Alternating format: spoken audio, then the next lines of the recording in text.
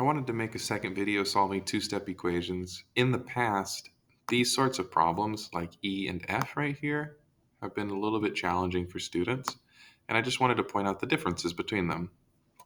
When I look at problem E, the two different terms are separated.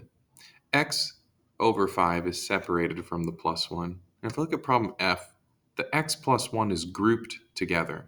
In fact, there are secret implied parentheses around problem F's numerator. And when you think back to the solving order that we use, we're trying to use SATMAP order. The fact that there are implied parentheses tells you that you'll deal with the plus 1 last, because P is at the end of the word SATMAP. So let's go over these two problems. Part E, the opposite of plus 1 is minus 1. If I do minus 1, now I have x over 5 is equal to 6.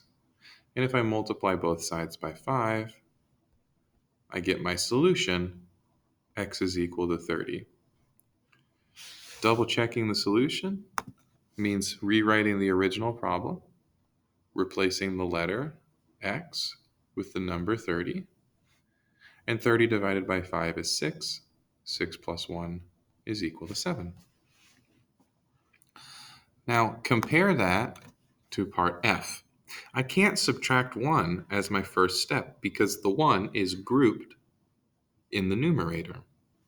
So my first step on F is to multiply by 5 because that's going to eliminate the fraction. Multiplying by 5 cancels dividing by 5. 7 times 5 is 35. Then I have a one-step equation, so I subtract 1, and I get x is equal to 34. So notice the difference there. All it takes is putting the 1 up on the numerator or taking it out of the numerator, and you get very different answers. Check my answer by rewriting the original problem. 34 plus 1 over 5, does that equal 7? And in this case it does. 35 divided by 5 is 7. So there you go. Please let me know if any other problems are tricky for you. Thanks.